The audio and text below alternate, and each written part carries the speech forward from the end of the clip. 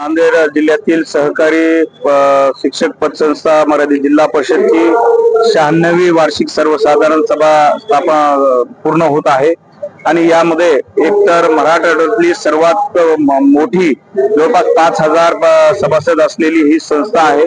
नांदेडमध्ये ही संस्था जी संस्थेचे अध्यक्ष आहेत माननीय बंडू पाटील भोसले असतील आणि सर्व सन्माननीय सभासद असतील, संचालक असतील आणि माजी अध्यक्ष असतील, सर्व सभासद असतील, हे सर्वजण मिळून एक चांगल्या प्रकारे सहकारी संस्था चालवत आहेत। बऱ्याच मोठ्या प्रमाणात त्यांनी बोनसही दिलेला आहे, कर्ज वाटपही मोठ्या प्रमाणात केलेलं आहे आणि मी त्यांना शुभेच्छाही दिलेला आहे की येणाऱ्या काळामध्ये जी महाराष्ट्रातली जी अग्रगामी सहकारी संस्था असतील त्याच्यामध्ये ही पतसंस्था चं नाव त्या ठिकाणी घेतल्या जाईल। धर्माबाद तालुक्यातील मुचिंदगावच्या शेतकऱ्यांनी आज जलसमाधी आंदोलन केलं आहे वाढीव मोबदला मिळण्यासाठी, कसं पाहिले आपण? त्या शेतकऱ्यांनी मला संपर्क केला होता वाढीव मोबदला देण्याविषयी। आम्ही मागे 4 दिवसाखाली कलेक्टर ऑफिसला त्या ठिकाणी बैठक घेतली होती।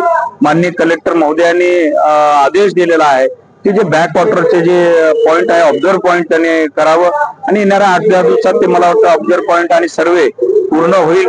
त्यानंतर महाराष्ट्र शासनाला त्या ठिकाणी प्रस्ताव पाठवण्याचा निर्णय घेतलेला आहे आणि महाराष्ट्र शासनाच्या तर्फे जे त्या ठिकाणी जे काही ते निर्देश देतील, एकतर आमचं म्हणणं त्या ठिकाणी सर्व बुडीत क्षेत्र त्या जे सतत दरवर्षी बॅकवॉटर बुडते त्या ठिकाणी बुडीत क्षेत्र घ्यावं, एकर कमी त्यांना रक्कम द्यावी किंवा दरवर्षी जे काही मोबदला ठरवता येईल जे बॅकवॉटरचा ते त्यांना देण्याचा निर्णय त्या बैठकीमध्ये ठरलेला आहे। काँग्रेस तुम्ही पूर्ण अतिवृष्टी भागातील दौरे करत आहात मराठवाड्यातील, काय परिस्थिती आहे मराठवाड्यात? आज आपण बघू शकता संपूर्ण मराठवाड्यामध्ये मोठ्या प्रमाणात पाण्याचं जलप्रलय आहे, मोठ्या प्रमाणात पाणी आलेलं आहे आणि त्यातल्या त्यात नांदेडमध्ये अधिकच आहे आणि नांदेडमध्ये मोठ्या प्रमाणात नुकसान झालेलं आहे। मला आपल्या माध्यमातून सरकारला एवढं सांगायचं आहे की सरकारनं जी 8,500 रुपये तुटपुंजी मदत शेतकऱ्यांना दिलेली आहे ती अत्यंत कमी आहे।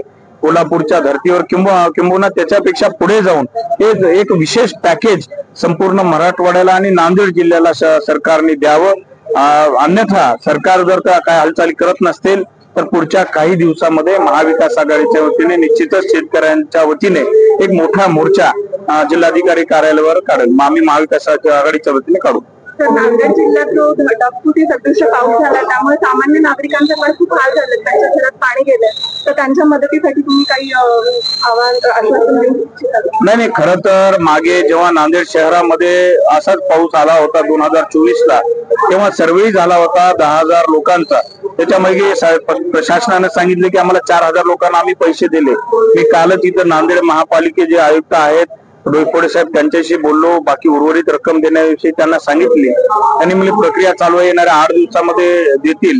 की त्यांना आमचं म्हणणं तेच आहे की मागच्या वर्षीचा मावेजा जर आता त्यांना मिळाला तर निश्चितच त्यांना थोडीशी रिलीफ होईल, त्या घरात त्यांच्या पाणी गेलं आणि येणाऱ्या काळामध्ये त्यांनी सर्वे करावं आणि 10,000 जी रक्कम आहे त्याच्यापेक्षा वाढीव रक्कम त्यांना येणाऱ्या काळामध्ये द्यावी।